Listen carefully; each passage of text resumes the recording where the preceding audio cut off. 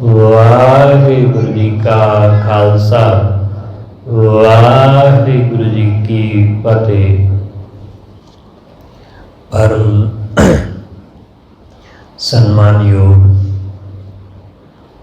सतगुरां दे हजूर जुड़ बैठे रब रूप गुरमुख सत्संगी जन, सतगुरु जी की बख्शिश महरामत का सदका गुरु दर ते जुड़न का सुहाग समा नसीब होया। सतगुरु जी की प्यारी बाणी का कीर्तन गुरु के प्यारे कीर्तनिया पासों आप जी ने सरवण किया। सतगुरु के दर जुड़ के वाहिगुरु नाल जुड़न का सांझ पाउण का निमाणा जिहा यतन कर रहे हैं। सतगुरु रहमत करदे समझाउंदे ने कि वाहिगुरु हर थां वसिया,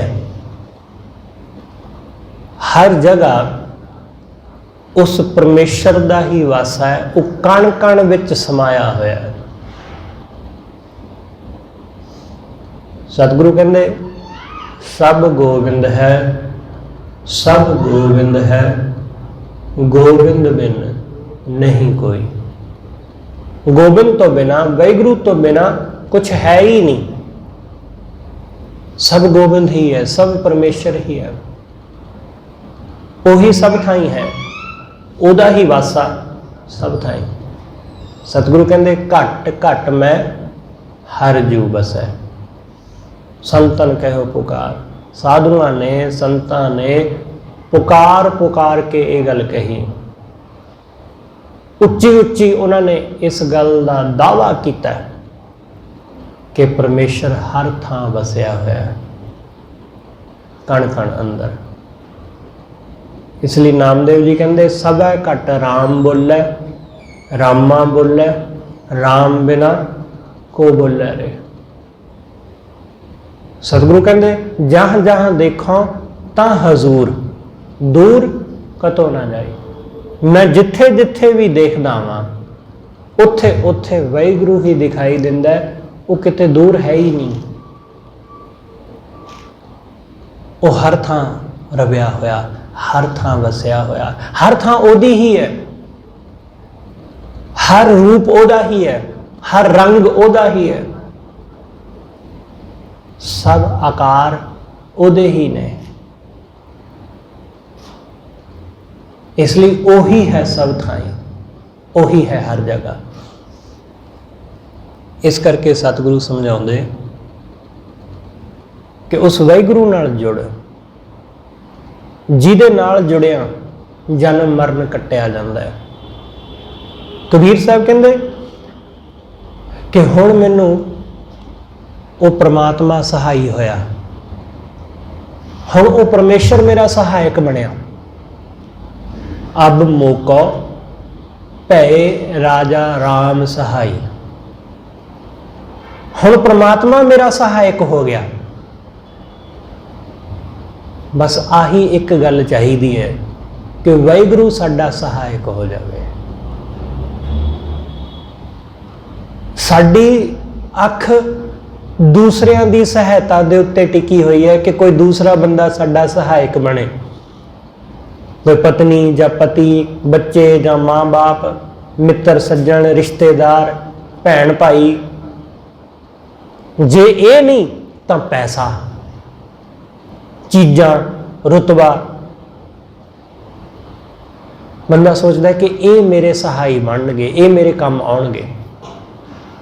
पर ये चीज़ां कदे किसी दे काम नहीं आउंदियां। ये साक संबंध हमेशा काम नहीं आउंदे। सतगुरु कहते तू दूसरियां दे उत्तों आसा छड्ड, उस वाहिगुरु ते आस ला, क्योंकि वही असल सहायक हुंदा है। साडी रूह का साथी सिर्फ परमेश्वर बनता है। शरीर के साथी बहुत बनते हैं। शरीर के साथी भैन भरा, माँ बाप, मित्र सज्जन, पति पत्नी, बच्चे, साक संबंधी बहुत ने जिहड़े शरीर नाल संबंधित ने, शरीर के साथी। पर इन्हां विचों ਸਾਡੇ ਦਿਲ ਦੀ ਗੱਲ ਨੂੰ ਸਮਝਣ ਵਾਲਾ ਸਾਡੀ ਰੂਹ ਦਾ ਸਾਥੀ, ਉਹ ਇਹਨਾਂ ਵਿੱਚੋਂ ਕੋਈ ਵੀ ਨਹੀਂ ਹੈ। ਉਹ ਇਹਨਾਂ ਚੋਂ ਕੋਈ ਨਹੀਂ ਜਿਹੜਾ ਰੂਹ ਦਾ ਸਾਥੀ ਹੋਵੇ। ਰੂਹ ਦਾ ਸਾਥੀ ਸਿਰਫ ਉਹ ਪਰਮੇਸ਼ਰ ਹੈ, ਉਹ ਜਿੰਦ ਦਾ ਮਾਲਕ। ਗੁਰਬਾਣੀ ਵਿੱਚ ਪਰਮਾਤਮਾ ਨੂੰ ਜਿੰਦ ਦਾ ਮਾਲਕ ਕਿਹਾ ਗਿਆ ਕਿ ਇਸ ਜਿੰਦ ਦਾ ਮਾਲਕ ਉਹੀ ਹੈ ਬਸ, ਹੋਰ ਕੋਈ ਨਹੀਂ। ਬਾਕੀ ਸਭ ਜਿਹੜੇ ਨੇ ਉਹ ਚੀਜ਼ਾਂ ਦੇ ਮਾਲਕ ਨੇ, ਜਾਂ ਜਿੰਨੇ ਲੋਕ ਸਾਡੇ ਨਾਲ ਜੁੜੇ ਨੇ ਉਹ ਕਿਸੇ ਨਾ ਕਿਸੇ ਚੀਜ਼ ਦੀ ਮਲਕੀਅਤ ਵਾਸਤੇ ਜੁੜੇ ਨੇ ਕਿ ਇਹਦੇ ਰਾਹੀਂ ਕੁਝ ਹਾਸਲ ਹੋਵੇਗਾ। ਪਰ ਉਹ ਵਾਹਿਗੁਰੂ, ਉਹ ਕਿਸੇ ਤਰ੍ਹਾਂ ਦਾ ਵੀ ਲੋਭ ਜਾਂ ਕਿਸੇ ਤਰ੍ਹਾਂ ਦੀ ਵੀ ਤਮਾ ਕਰਕੇ ਸਾਡੇ ਨਾਲ ਜੁੜਿਆ ਹੋਇਆ ਨਹੀਂ ਹੈ ਕਿ ਉਹਨੂੰ ਕਿਸੇ ਤਰ੍ਹਾਂ ਦਾ ਕੋਈ ਸਾਡੇ ਤੋਂ ਸਵਾਰਥ ਹੈ, ਨਹੀਂ। ਇਸ ਲਈ ਸਤਿਗੁਰੂ ਕਹਿੰਦੇ ਉਹ ਵਾਹਿਗੁਰੂ ਹੁਣ ਮੇਰਾ ਸਹਾਈ ਹੋਇਆ, ਹੁਣ ਉਹ ਪਰਮੇਸ਼ਰ ਮੇਰਾ ਸਹਾਇਕ। ਜਦੋਂ ਅਸੀਂ ਉਹਦੇ ਹੋ ਜਾਂਦੇ ਹਾਂ ਤਾਂ ਉਹ ਵੀ ਸਾਡਾ ਓਬਵੀਅਸਲੀ ਹੋਵੇਗਾ ਹੀ। ਅਸੀਂ ਉਹਦੇ ਨਹੀਂ ਬਣਦੇ ਤਾਂ ਉਹ ਸਾਡਾ ਕਿਵੇਂ ਬਣ ਜਾਵੇ?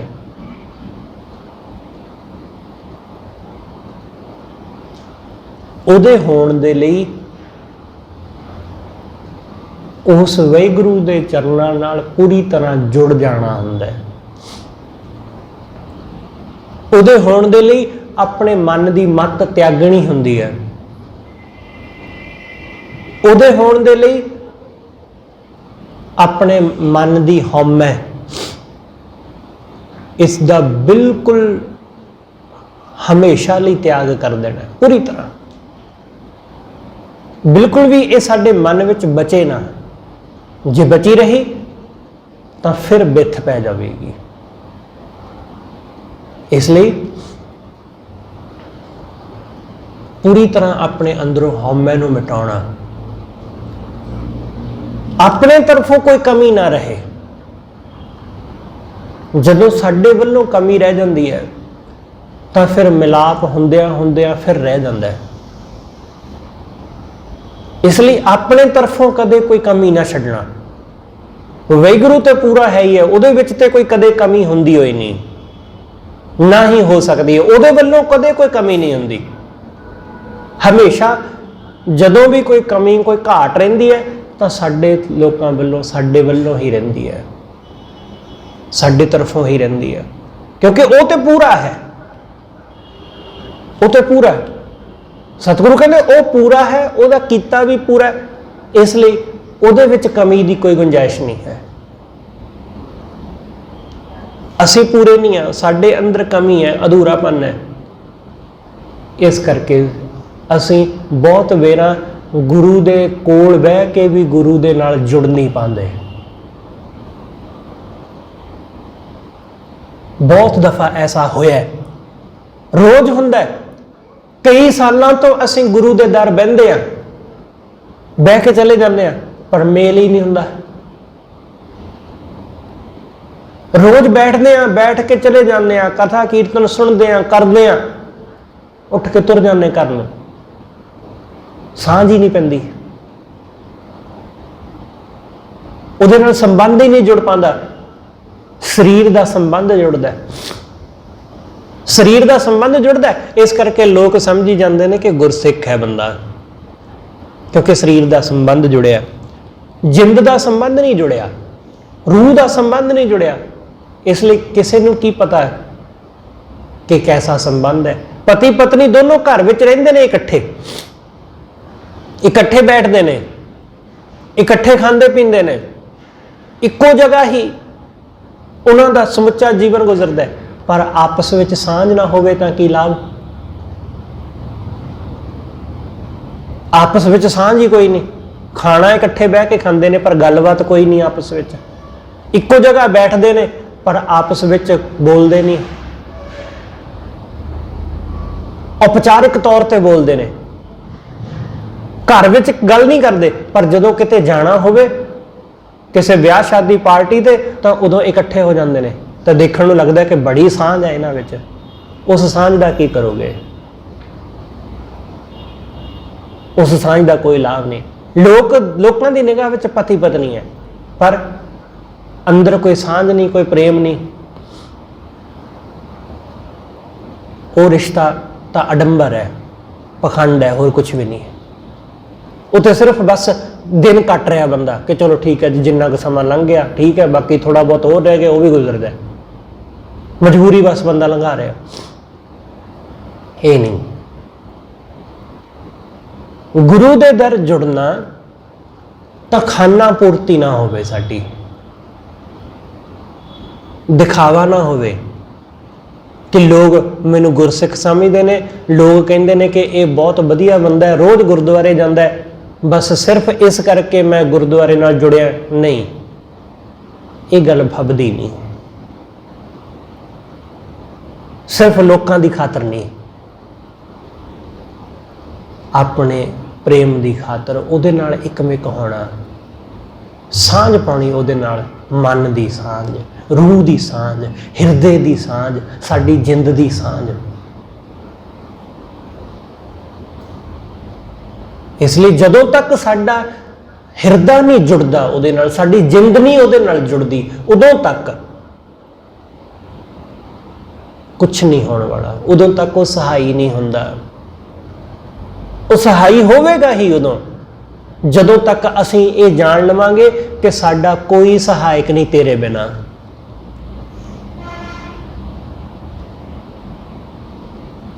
ਜਦੋਂ ਅਸੀਂ ਜਾਣ ਲਵਾਂਗੇ ਕਿ ਉਹਦੇ ਬਿਨਾਂ ਕੋਈ ਹੋਰ ਆਸਰਾ ਹੈ ਹੀ ਨਹੀਂ, ਸਿਰਫ ਉਹੀ ਆਸਰਾ ਹੈ, ਉਹਦੇ ਬਿਨਾਂ ਕੋਈ ਹੋਰ ਆਸਰਾ ਹੈ ਹੀ ਨਹੀਂ।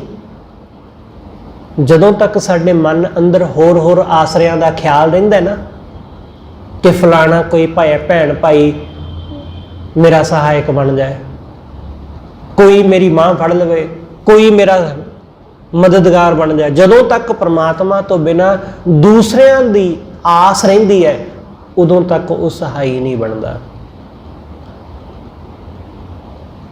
ਉਦੋਂ ਤੱਕ ਨਹੀਂ। ਤੁਸੀਂ ਦ੍ਰੋਪਦੀ ਦੀ ਕਹਾਣੀ ਬਹੁਤ ਵਾਰੀ ਪੜ੍ਹੀ ਸੁਣੀ ਹੈ, ਬਹੁਤ ਵਾਰੀ।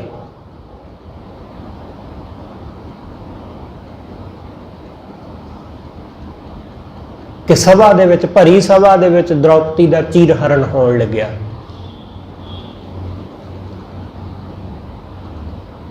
ਉਸ ਨੂੰ ਆਸ ਸੀ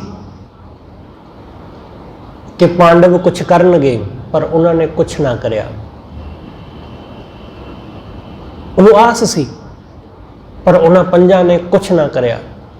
ਉਹਨਾਂ ਨੇ ਤਾਂ ਸਗੋਂ ਦ੍ਰੋਪਦੀ ਨੂੰ ਦਾਅ ਤੇ ਲਾ ਦਿੱਤਾ। ਉਹਨੂੰ ਆਸ ਸੀ ਕਿ ਰਾਜਗੁਰੂ ਕੁਛ ਨਾ ਕੁਛ ਬੋਲੇਗਾ, ਕੁਛ ਨਾ ਕੁਛ ਕਹੇਗਾ, ਪਰ ਉਸਨੇ ਵੀ ਕੁਛ ਨਾ ਕਿਹਾ। ਸਭ ਤਮਾਸ਼ਬੀਨ ਬਣੇ, ਤਮਾਸ਼ਾ ਦੇਖ ਰਹੇ ਸਨ। ਅਖੀਰ ਦ੍ਰੋਪਦੀ ਨੇ ਫਿਰ ਸ਼੍ਰੀ ਕ੍ਰਿਸ਼ਨ ਨੂੰ ਸਿਮਰਿਆ ਕਿ ਤੁਸੀਂ ਸਹਾਈ ਹੋਵੋ। ਤਾਂ ਕ੍ਰਿਸ਼ਨ ਨੇ ਉਹਦੀ ਮਦਦ ਕੀਤੀ, ਉਹਦੀ ਪੱਤ ਟਕੀ, ਉਹਦਾ ਚੀਰ ਹਰਨ ਨਾ ਹੋ ਸਕਿਆ, ਉਸ ਨੂੰ ਭਰੀ ਸਭਾ ਦੇ ਵਿੱਚ ਨਗਨ ਨਾ ਕੀਤਾ ਜਾ ਸਕਿਆ।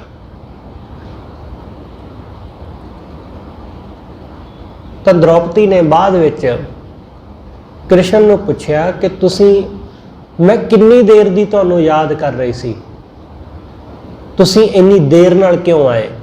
ਜੇ ਥੋੜੀ ਹੋਰ ਦੇਰ ਨਾਲ ਆਉਂਦੇ ਤਾਂ ਮੇਰੀ ਪੱਤ, ਮੇਰੀ ਇੱਜ਼ਤ ਰੁਲ ਜਾਣੀ ਸੀ। ਇੰਨਾ ਸਮਾਂ ਕਿਉਂ ਲਗਾਇਆ ਤੁਸੀਂ?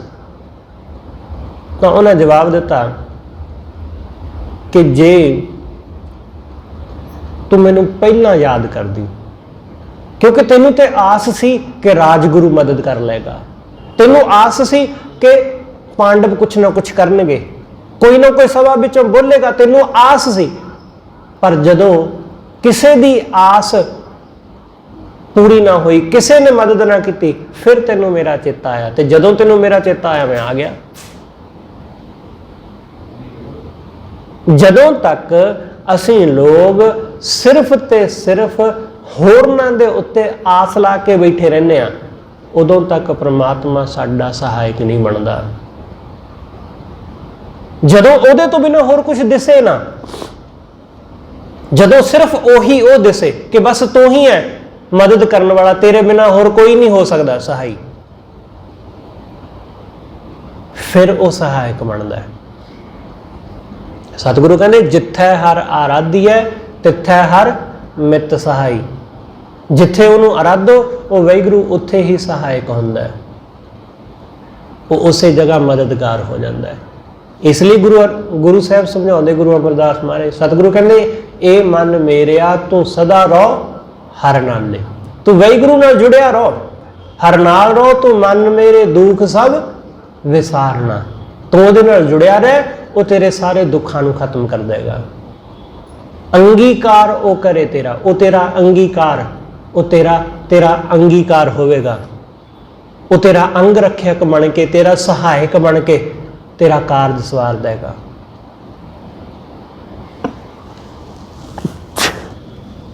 ਇਸ ਲਈ ਉਸ ਵਾਹਿਗੁਰੂ ਨਾਲ ਜੁੜਿਆ ਰਹੋ। ਕਬੀਰ ਸਾਹਿਬ ਕਹਿੰਦੇ ਹੁਣ ਮੇਰਾ ਪ੍ਰਮਾਤਮਾ ਸਹਾਈ ਹੋ ਗਿਆ। ਅਬ ਮੋਕੋ ਭਏ ਹੈ ਭਏ ਰਾਜਾ ਰਾਮ ਸਹਾਈ। ਹੁਣ ਪ੍ਰਮਾਤਮਾ ਮੇਰਾ ਸਹਾਇਕ ਬਣਿਆ। ਜਦੋਂ ਹੁਣ ਪ੍ਰਮਾਤਮਾ ਸਹਾਈ ਹੋ ਗਿਆ ਤਾਂ ਮੈਨੂੰ ਕਿਸੇ ਹੋਰ ਦੇ ਦਰ ਜਾਣ ਦੀ ਲੋੜ ਨਹੀਂ ਰਹੀ, ਮੈਨੂੰ ਕਿਸੇ ਹੋਰ ਦੇ ਵੱਲ ਤੱਕਣ ਦੀ ਲੋੜ ਨਹੀਂ ਰਹੀ। ਹੁਣ ਉਹ ਪਰਮੇਸ਼ਰ ਮੇਰਾ ਸਹਾਇਕ ਹੈ। ਇਸ ਲਈ ਜਨਮ ਮਰਨ ਕੱਟ ਪਰਮਗਤ ਪਾਈ। ਜਨਮ ਮਰਨ ਕੱਟ ਗਿਆ, ਜਨਮ ਮਰਨ ਕੱਟ ਕੇ ਹੁਣ ਪਰਮਗਤ ਪ੍ਰਾਪਤ ਕਰ ਲਈ। ਹੁਣ ਪਰਮਗਤ। ਇਸ ਲਈ ਤੇ ਕਬੀਰ ਸਾਹਿਬ ਕਹਿੰਦੇ ਮੈਂ ਜਿਉਂਦੇ ਜੀ ਮੁਕਤੀ ਹਾਸਲ ਕਰ ਲਈ ਹੈ। ਜਿਉਂਦੇ ਜੀ। ਕਬੀਰ ਸਾਹਿਬ ਬਨਾਰਸ ਵਿੱਚ ਵਸਦੇ ਸਨ ਤੇ ਬਨਾਰਸ ਕਾਂਸ਼ੀ ਦੇ ਸੰਬੰਧ ਵਿੱਚ ਇਹ ਗੱਲ ਪ੍ਰਚਲਿਤ ਸੀ ਕਿ ਜਿਹੜਾ ਬੰਦਾ ਕਾਂਸ਼ੀ ਵਿੱਚ ਬਨਾਰਸ ਵਿੱਚ ਮਰੇਗਾ ਉਹ ਸਵਰਗ ਜਾਏਗਾ, ਮੁਕਤ ਹੋਵੇਗਾ। ਕਬੀਰ ਸਾਹਿਬ ਨੇ ਸਾਰਾ ਜੀਵਨ ਆਪਣਾ ਬਨਾਰਸ ਵਿੱਚ ਬਤੀਤ ਕੀਤਾ, ਕਾਂਸ਼ੀ ਵਿੱਚ। ਪਰ ਜਦੋਂ ਉਹਨਾਂ ਨੂੰ ਲੱਗਿਆ ਕਿ ਹੁਣ ਮੌਤ ਨੇੜੇ ਆਉਣ ਵਾਲੀ ਹੈ, ਸਰੀਰ ਬੁੱਢਾ ਹੋ ਗਿਆ, ਅੱਜ ਭਲਕੇ ਕਿਸੇ ਵੇਲੇ ਵੀ ਮੌਤ ਦਾ ਫਰਿਸ਼ਤਾ ਆ ਪਹੁੰਚੇਗਾ, ਇਸ ਲਈ ਉਹਨਾਂ ਨੇ ਆਪਣਾ ਸਮਾਨ ਚੱਕਿਆ ਤੇ ਉਹ ਮਗਹਰ ਚਲੇ ਗਏ। ਮਗਹਰ ਜਿਹਦੇ ਸੰਬੰਧ ਵਿੱਚ ਹਿੰਦੂ ਗ੍ਰੰਥਾਂ ਵਿੱਚ ਇਹ ਜ਼ਿਕਰ ਹੈ ਕਿ ਜਿਹੜਾ ਮਗਹਰ ਵਿੱਚ ਮਰੇਗਾ ਉਹ ਨਰਕ ਜਾਏਗਾ। ਕਬੀਰ ਸਾਹਿਬ ਕਹਿੰਦੇ ਭਾਈ ਤੁਹਾਨੂੰ ਸਵਰਗ ਮੁਬਾਰਕ, ਤੁਹਾਨੂੰ ਮੁਕਤੀ ਮੁਬਾਰਕ, ਤੁਸੀਂ ਰਹੋ ਬਨਾਰਸ ਵਿੱਚ, ਤੁਸੀਂ ਉੱਥੇ ਹੀ ਆਪਣਾ ਜੀਵਨ ਬਤੀਤ ਕਰੋ, ਜਿੱਥੇ ਮਰਜ਼ੀ ਜੀਵਨ ਬਤੀਤ ਕਰੋ, ਮਰਨ ਵੇਲੇ ਬਨਾਰਸ ਆ ਜਾਓ ਤੇ ਮੁਕਤ ਹੋ ਜਾਓਗੇ, ਬੜਾ ਸੌਖਾ ਕੰਮ ਹੈ। ਕਬੀਰ ਸਾਹਿਬ ਕਹਿੰਦੇ ਇਹੋ ਜੀ ਮੁਕਤੀ ਤੁਹਾਨੂੰ ਮੁਬਾਰਕ, ਮੈਂ ਚੱਲਿਆ ਮਗਹਰ। ਉਹ ਮਗਹਰ ਆ ਵਸੇ। ਉਹਨਾਂ ਨੇ ਮਗਹਰ ਵਿੱਚ ਡੇਰਾ ਲਾ ਲਿਆ। ਲੋਕੀ ਕਹਿਣ ਲੱਗੇ ਕਿ ਕਬੀਰ ਪਾਗਲ ਹੋ ਗਿਆ। ਕਬੀਰ ਸਾਹਿਬ ਨੂੰ ਪ੍ਰਮਾਤਮਾ ਦਾ ਭਰੋਸਾ ਹੈ। ਕਬੀਰ ਸਾਹਿਬ ਕਹਿੰਦੇ ਅਬ ਮੋਕੋ ਭਏ ਰਾਜਾ ਰਾਮ ਸਹਾਈ। ਹੁਣ ਮੈਨੂੰ ਪਰਮੇਸ਼ਰ ਸਹਾਈ ਹੋ ਗਿਆ, ਇਸ ਲਈ ਮੈਂ ਜਿੱਥੇ ਵੀ ਮਰਾਂ ਇਸ ਗੱਲ ਨਾਲ ਕੋਈ ਫਰਕ ਨਹੀਂ ਪੈਂਦਾ ਕਿ ਉਹ ਜਗ੍ਹਾ ਕੈਸੀ ਹੈ, ਕਿਉਂਕਿ ਮੈਂ ਪ੍ਰਮਾਤਮਾ ਨਾਲ ਜੁੜਿਆ ਹਾਂ। ਇਸ ਲਈ ਜਿੱਥੇ ਵੀ ਮੈਂ ਮਰਾਂਗਾ ਮੈਂ ਮੁਕਤ ਹੀ ਹੋਵਾਂਗਾ। ਕਬੀਰ ਸਾਹਿਬ ਕਹਿੰਦੇ ਸਗਲ ਜਨਮ ਸ਼ਿਵਪੁਰੀ ਵਸਾਇਆ, ਮਰਤੀ ਵਾਰ ਮਗਹਰ ਉੱਠ ਆਇਆ। ਕਿ ਮਰਨ ਵੇਲੇ ਮਗਹਰ ਉੱਠ ਕੇ ਆ ਗਿਆ। ਬਹੁਤ ਵਰਸ਼ ਤਪ ਕੀਆ ਕਾਂਸੀ, ਮਰਨ ਪਿਆ ਮਗਹਰ ਕੀ ਵਾਸੀ। ਕਿ ਬਹੁਤ ਸਾਲ ਬਨਾਰਸ ਵਿੱਚ ਰਹਿ ਕੇ ਤਪ ਕੀਤਾ ਤੇ ਹੁਣ ਮਰਨ ਵੇਲੇ ਮਗਹਰ ਦਾ ਵਾਸੀ ਹੋ ਗਿਆ, ਕਿਉਂਕਿ ਕਬੀਰ ਸਾਹਿਬ ਨੂੰ ਪ੍ਰਮਾਤਮਾ ਦਾ ਭਰੋਸਾ ਹੈ। ਉਹ ਤੇ ਮੁਕਤ ਹੈ ਹੀ ਨੇ। ਲੋਕੀ ਮੁਕਤ ਭਾਲਦੇ ਨੇ ਮਰਨ ਤੋਂ ਬਾਅਦ, ਪਰ ਕਬੀਰ ਸਾਹਿਬ ਤਾਂ ਜਿਉਂਦੇ ਜੀ ਮੁਕਤ ਨੇ। ਆਪਣੇ ਆਪ ਉਹ ਇਸ ਸ਼ਬਦ ਵਿੱਚ ਕਹਿ ਰਹੇ ਨੇ ਕਿ ਅਬ ਮੋਕੋ ਭਏ ਰਾਜਾ ਰਾਮ ਸਹਾਈ, ਜਨਮ ਮਰਨ ਕੱਟ ਪਰਮਗਤ ਪਾਈ। ਕਿ ਜਨਮ ਮਰਨ ਕੱਟ ਕੇ ਹੁਣ ਪਰਮਗਤ ਨੂੰ ਪ੍ਰਾਪਤ ਕਰ ਲਿਆ, ਜਿਉਂਦੇ ਜੀ। ਕਿਉਂਕਿ ਜਦੋਂ ਵਾਹਿਗੁਰੂ ਸਹਾਈ ਹੋ ਜਾਂਦਾ ਹੈ ਤਾਂ ਫਿਰ ਜਨਮ ਮਰਨ ਕੱਟਿਆ ਜਾਂਦਾ ਹੈ। ਇਸ ਕਰਕੇ ਕਬੀਰ ਸਾਹਿਬ ਕਹਿੰਦੇ ਹੁਣ ਪਰਮਗਤ ਹਾਸਲ ਹੋ ਗਈ। ਰਹਾਓ ਸਾਧੂ ਸੰਗਤ ਦਿਓ ਰਲਾਏ। ਪਰਮੇਸ਼ਰ ਨੇ ਬੜੀ ਰਹਿਮਤ ਕੀਤੀ ਮੇਰੇ ਉੱਪਰ। बड़ी किरपा की कि उसने गुरु की संगत विच, साधु की संगत विच मैनू रला दिता, मैनू गुरमुखां की संगत विच मेल दिता। ख्याल रखना, जदों परमेश्वर किरपा करदा है ना, तो साधु का संग, गुरु का संग नसीब ही फेर हुंदा है। उहदी किरपा बिना, उहदी रहमत बिना साधु का संग मिलता भी नहीं, क्योंकि सानू किहड़ा परख है साधु की। असीं जाणांगे किवें कि कौन साधु है ते कौन साधु नहीं है? असीं वेखांगे किवें? साडे कोल किहड़ा कोई ऐसा चश्मा है जिहदे राहीं पता लग जाए कि आ बंदा साधु है ते आ चोर? अज दी इस दुनिया दे विच चोर साधु बने बैठे ने ते साधुआं नूं लोक चोर कहिंदे ने। गुरु जदों, परमेश्वर जदों रहमत करदा है, जदों वह वाहिगुरू किरपा करदा है, तदों साधु का संग नसीब होंदा है। गुरु ने किरपा कर दी, अपने चरणों नाल जोड़ लिया। परमेश्वर ने रहमत कर दी, गुरु दे नाल रला दिता, साधु के संग नाल मिला दिता। साधु संगत दियो रलाए, गुरु ने किरपा करके साधु दे संग रला दिता। पंच दूत ते लियो छड़ाए, पंज दूत ये जिहड़े काम क्रोध सी इन्हां तो छड़ा लिया। ख्याल रखना कि गुरु दे संग अपने आप नूं रलाओ, चंगी तरह पूरी तरह अपने आप नूं मिलाओ। जदों साडा मन पूरी तरह गुरु दे संग मिल जाता है ना, तदों पंजां विकारां तो मुक्ति हो जाती, तदों काम क्रोध तो मुक्ति हो जाती। काम क्रोध तो मुक्ति इसलिए नहीं हो रही साडी, क्योंकि साडा मन गुरु नाल नहीं जुड़िया हाले तक। गुरु नाल हाले पूरी तरह सांझ नहीं पई। जिवें ही गुरु नाल सांझ पवेगी, मन दीयां वासनावां अपने आप मिट जाणगियां, मन दे विकार ये अपने आप मिट जाणगे, मिटाउणे नहीं पैणगे। जदों सही चीज नाल संबंध जुड़ जाए तो गलत नालों संबंध अपने आप टुट जाता है। वो टुटेगा ही, वो टुटेगा ही। जदों शरीर दे उपर लग्या होया जख्म, कोई सट चोट, वो ठीक हो जाए। जदों जख्म साडा ठीक हो गया, बिल्कुल साडी लत्त बांह तंदुरुस्त हो गई, तो जिहड़ा जख्म दा खरिंड हुंदा है ना, उन्होंने लाउणा नहीं पैंदा, वो अपने आप लथ जाता है, वो आपे डिग पैंदा है। बिल्कुल ऐसा ही कि जदों असीं मन करके बिल्कुल तंदुरुस्त हो जाते हैं, तो एक काम क्रोध रूपी खरिंड अपने आप डिग पैंदे ने। इसलिए गुरु दे संग मिलना, गुरु दे संग जुड़ना, गुरु दा संग ही सानू तारेगा, गुरु दा संग ही काम क्रोध तो बचावेगा, गुरु दा संग ही साडे अंदर दे लोभ नू मारेगा। बस गुरु दा संग नहीं छड्डना, चाहे जो मर्जी हो जावे, गुरु दा संग नहीं त्यागना। इसलिए गुरु ने, परमेश्वर ने रहमत की, गुरु दा संग मिलिया। आप एक बचन पढ़ते हैं गुरु अर्जन देव महाराज का। सतगुरु कहते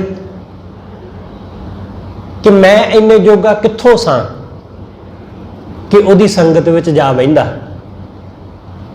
उन्हें किरपा करके मैनू अपनी संगत विच मिला लिया।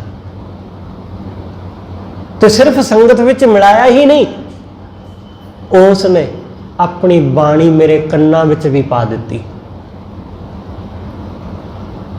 सतगुरु कहने साध संगत जो तुम्हें मिलायो।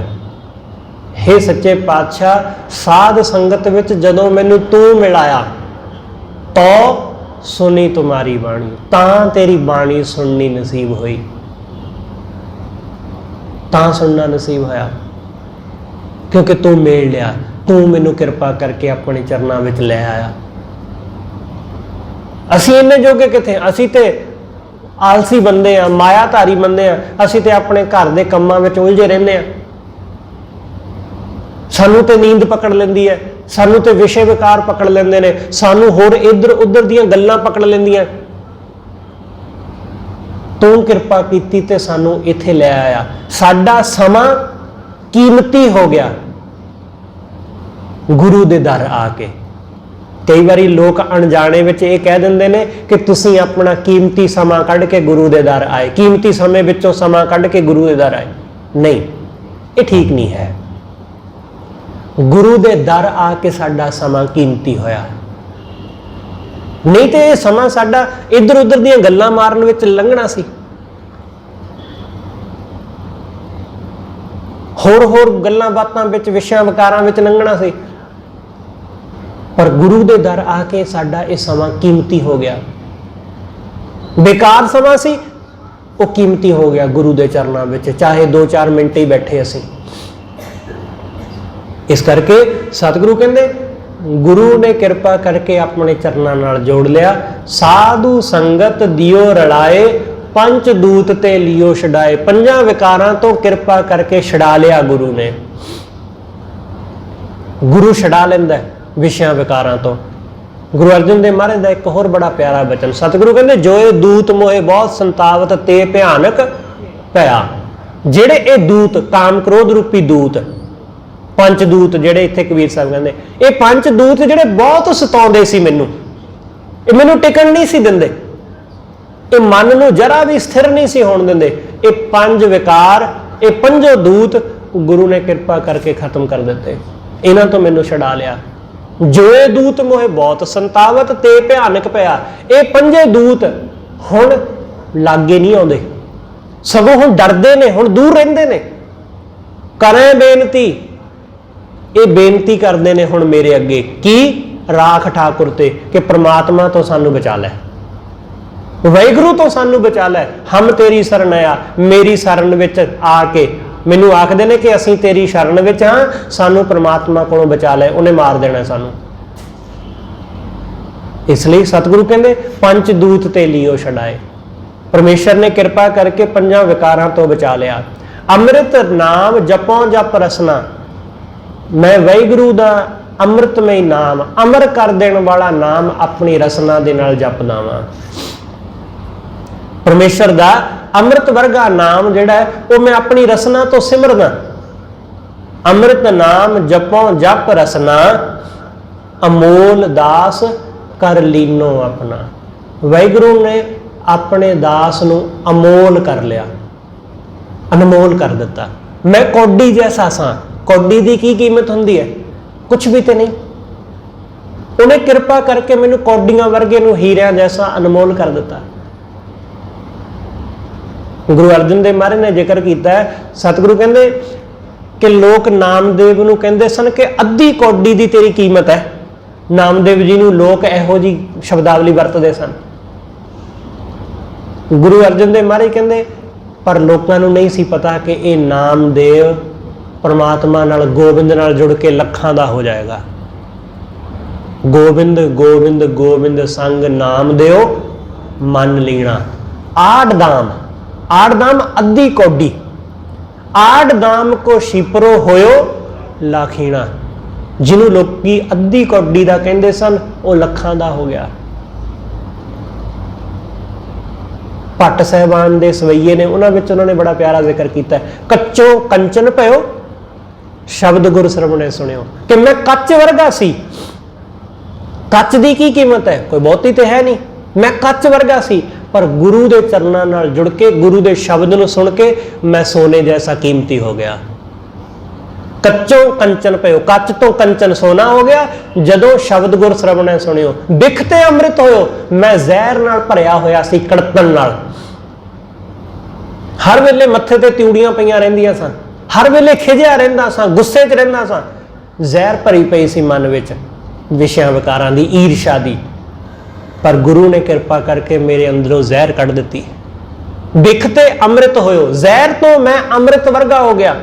नाम सतगुर मुख भणियो, जदों मैं गुरु दा नाम अपनी जुबान तो भणिया, बोलिया, गाया। लोहा होयो लाल, नदर सतगुर जद धारै। जदों गुरु कृपा करदा है तां जिहड़ा लोहा है ना वो भी कीमती लाल हो जाता है। जदों गुरु नदर करदा है, पाहण मानक करे ज्ञान गुर कहो विचारे। मैं पत्थर वर्गा सी, पर गुरु ने मेरे उत्ते नदर करके मैनू कीमती हीरा बना दिता। मानक कर दिता, मोती कर दिता मैनू। पाहन मानक करे ज्ञान गुर कहो विचार है, काठो श्रीखंड सतगुर कीओ। काठ मतलब आम लक्कड़, श्रीखंड मतलब चंदन की लक्कड़। हुण आम लक्कड़ की कीमत कुछ नहीं है तो चंदन की कीमत बड़ी है। गुरु ने कृपा करके मैनू आम जै नू चंदन वर्गा कीमती कर दिता है। काठों श्रीखंड सतगुर कीओ, दुख दरिद्र तिनके गए, सतगुर जिन चरण जिन परसिया, से पश प्रेत सुर नर पए। जिन्हां ने गुरु के चरणों को परसिया वो पशु प्रेत तो वो देवते हो निबड़े, वो सुर हो निबड़े, वो उच्चे उच्ची आत्मा वाले महात्मा हो निबड़े जिन्हां ते गुरु ने कृपा की। गुरु कबीर साहब कहते अमोल दास कर लीनो अपना। उन्हें मैनू अमोल कर लिया, मेरी कोई कीमत नहीं सी, उन्हें मैनू अपने चरणों नाल जोड़ के मैनू कीमती बना दिता। सतगुर कीनो पर उपकार, गुरु ने मेरे ऊपर बड़ा परोपकार किया, बड़ी मेरे ते दया की, उसने मेरे ते उपकार करया। काढ़ लीन सागर संसार, ते मैनू इस संसार सागर विचों, काम क्रोध दे सागर विचों, भव सागर विचों उन्हें मैनू कढ़ लिया। चरण कमल स्यों लागी प्रीत, उहदे चरनां दे नाल ऐसी प्रीत लगी है कि गोविंद वसै निता नित चीत। हुण वो गोविंद निता प्रति निता नित मेरे चित्त विच वस गया।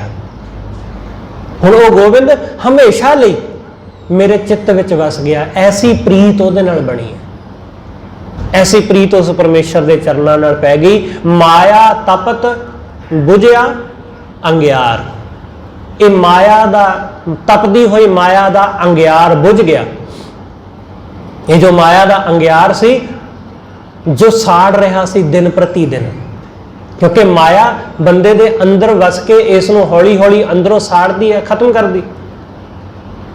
माया ने जो अंदर सड़न मचाई सी वो हुण तपत खत्म कर दी गुरु ने कृपा करके।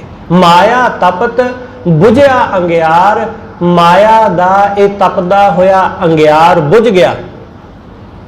मन संतोख नाम आधार, मन नूं संतोख आ गया ते वाहिगुरु दे नाम दा आसरा मिल गया।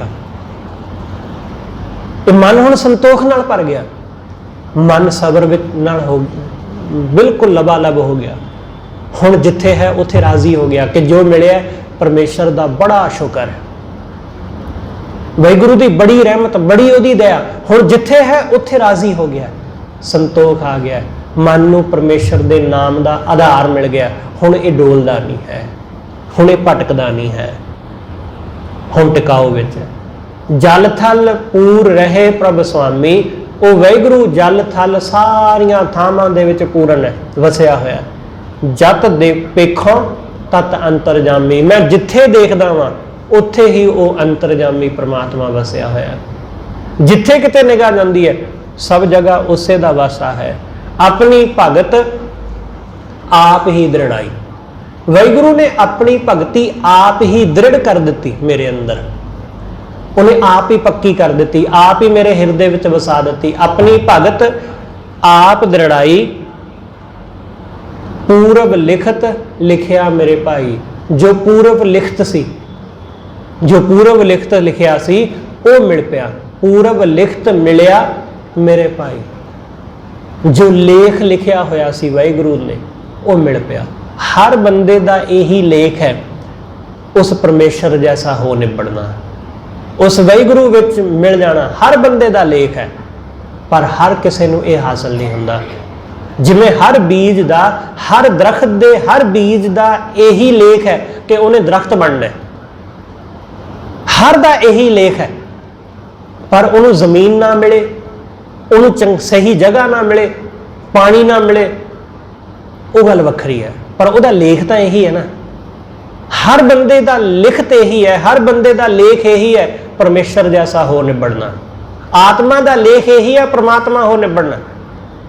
पर उन्होंने माहौल ना मिले, उन्होंने संगत ना मिले, उन्होंने वाहिगुरु के नाम का जल ना मिले तो वह सुक जाए, तो फिर की किया जा सकता है। पर उसका लेख तो यही है। कबीर साहब कहते जिहड़ा लिखिया सी ना लेख वो मिल पिया। पूरब लिखत ਮਿਲਿਆ ਮੇਰੇ ਭਾਈ ਕਿ ਜੋ ਪੂਰਬ ਲਿਖਿਆ ਹੋਇਆ ਸੀ ਉਹ ਮੈਨੂੰ ਪ੍ਰਾਪਤ ਹੋ ਗਿਆ, ਮੈਂ ਉਸ ਵਾਹਿਗੁਰੂ ਦੇ ਵਿੱਚ ਲੀਨ ਹੋ ਗਿਆ। ਜਿਸ ਕਿਰਪਾ ਕਰੇ ਤਿਸ ਪੂਰਨ ਸਾਧ। ਜਿਹਦੇ ਉੱਤੇ ਵਾਹਿਗੁਰੂ ਕਿਰਪਾ ਕਰਦਾ ਹੈ ਉਸ ਦੀ ਸਜਾਵਟ ਪੂਰਨ ਹੁੰਦੀ, ਉਹ ਬੰਦਾ ਪੂਰਨ ਹੁੰਦਾ ਹੈ ਜਿਹਦੇ ਉੱਤੇ ਵਾਹਿਗੁਰੂ ਕਿਰਪਾ ਕਰ ਦੇਵੇ। ਕਬੀਰ ਕੋ ਸੁਆਮੀ ਗਰੀਬ ਨਿਵਾਜ। ਕਬੀਰ ਸਾਹਿਬ ਕਹਿੰਦੇ ਮੇਰਾ ਮਾਲਕ ਕਬੀਰ ਦਾ ਸੁਆਮੀ ਉਹ ਗਰੀਬਾਂ ਨੂੰ ਨਿਵਾਜਣ ਵਾਲਾ, ਜਿਨ੍ਹਾਂ ਦਾ ਕੋਈ ਨਹੀਂ ਉਹ ਉਹਨਾਂ ਦਾ ਸਹਾਰਾ ਬਣਦਾ ਹੈ, ਉਹਨਾਂ ਦਾ ਆਸਰਾ ਬਣਦਾ ਹੈ। ਜਿਨ੍ਹਾਂ ਦੇ ਕੋਲ ਕੱਖ ਨਹੀਂ ਹੈ ਉਹ ਪਰਮੇਸ਼ਰ ਉਹਨਾਂ ਦੀ ਦੌਲਤ ਬਣ ਜਾਂਦਾ ਹੈ। ਇਸ ਲਈ ਕਬੀਰ ਸਾਹਿਬ ਦੇ ਕੋਲ ਦੌਲਤ ਕੋਈ ਨਹੀਂ, ਪਰ ਕਬੀਰ ਸਾਹਿਬ ਦੀ ਜਿਹੜੀ ਦੌਲਤ ਹੈ ਉਹ ਪਰਮਾਤਮਾ ਹੈ, ਉਹ ਪਰਮੇਸ਼ਰ ਹੈ। ਇਸ ਲਈ ਕਬੀਰ ਸਾਹਿਬ ਵਰਗਾ ਦੌਲਤਮੰਦ ਆਦਮੀ ਹੋਰ ਕੋਈ ਵੀ ਨਹੀਂ ਹੈ, ਕਿਉਂਕਿ ਪ੍ਰਮਾਤਮਾ ਹੀ ਉਹਨਾਂ ਦੀ ਦੌਲਤ ਹੈ, ਪ੍ਰਮਾਤਮਾ ਹੀ ਉਹਨਾਂ ਦਾ ਸਰਮਾਇਆ ਹੈ, ਉਹਨਾਂ ਦੀ ਪੂੰਜੀ, ਸਭ ਕੁਝ ਉਹੀ ਹੈ। ਪਰਮੇਸ਼ਰ ਤੋਂ ਬਿਨਾਂ ਹੋਰ ਕੁਝ ਉਹਨਾਂ ਦਾ ਹੈ ਹੀ ਨਹੀਂ। ਇਸ ਕਰਕੇ ਕਬੀਰ ਸਾਹਿਬ ਕਹਿੰਦੇ ਉਸ ਪ੍ਰਮਾਤਮਾ ਨੇ ਮੈਨੂੰ ਗਰੀਬ ਨੂੰ ਆਪਣੇ ਚਰਨਾਂ ਨਾਲ ਜੋੜ ਕੇ ਨਿਵਾਜ ਲਿਆ, ਆਪਣੇ ਚਰਨਾਂ ਵਿੱਚ ਲੀਨ ਕਰ ਲਿਆ। ਉਹ ਗਰੀਬਾਂ ਨੂੰ ਨਿਵਾਜਣ ਵਾਲਾ ਮਾਲਕ, ਉਹਦੇ ਨਾਲ ਜੁੜ ਕੇ ਬੰਦਾ ਪੂਰਨ ਹੁੰਦਾ ਹੈ। ਜਦੋਂ ਤੱਕ ਅਸੀਂ ਉਹਦੇ ਨਾਲ ਜੁੜਦੇ ਨਹੀਂ ਨਾ, ਉਦੋਂ ਤੱਕ ਸਾਡੇ ਜੀਵਨ ਵਿੱਚ ਸੰਪੂਰਨਤਾ ਨਹੀਂ ਆਉਂਦੀ, ਅਸੀਂ ਅਧੂਰੇ ਹੀ ਰਹਿੰਦੇ ਹਾਂ। ਉਨੀ ਦੇਰ ਤੱਕ ਮਰਦੇ ਤੇ ਜੰਮਦੇ ਹੀ ਰਵਾਂਗੇ ਜਿੰਨੀ ਦੇਰ ਤੱਕ ਉਸ ਪੂਰਨ ਵਾਹਿਗੁਰੂ ਦੇ ਨਾਲ ਮਿਲ ਨਹੀਂ ਜਾਂਦੇ। ਸਤਿਗੁਰੂ ਰਹਿਮਤ ਕਰੇ ਉਸ ਵਾਹਿਗੁਰੂ ਦੇ ਨਾਲ ਸੰਪੂਰਨਤਾ, ਉਹਦੇ ਚਰਨਾਂ ਵਿੱਚ ਲੀਨ ਹੋਣ ਦੀ ਇਹ ਸਤਿਗੁਰੂ ਸਭ ਦੇ ਉੱਤੇ ਰਹਿਮਤ ਕਰੇ। ਹੋਈਆਂ ਭੁੱਲਾਂ ਲਈ ਖਿਮਾ। ਸਤਿਗੁਰੂ ਜੀ ਅਤੇ ਆਪ ਸਰਬੱਤ ਸੰਗਤ ਬਖਸ਼ਣਯੋਗ, ਭੁੱਲਾਂ ਨਾ ਚਤਾਰਦੇ ਹੋਏ ਆਖੋ ਜੀ ਵਾਹਿਗੁਰੂ ਜੀ ਕਾ ਖਾਲਸਾ ਵਾਹਿਗੁਰੂ ਜੀ ਕੀ ਫਤਿਹ।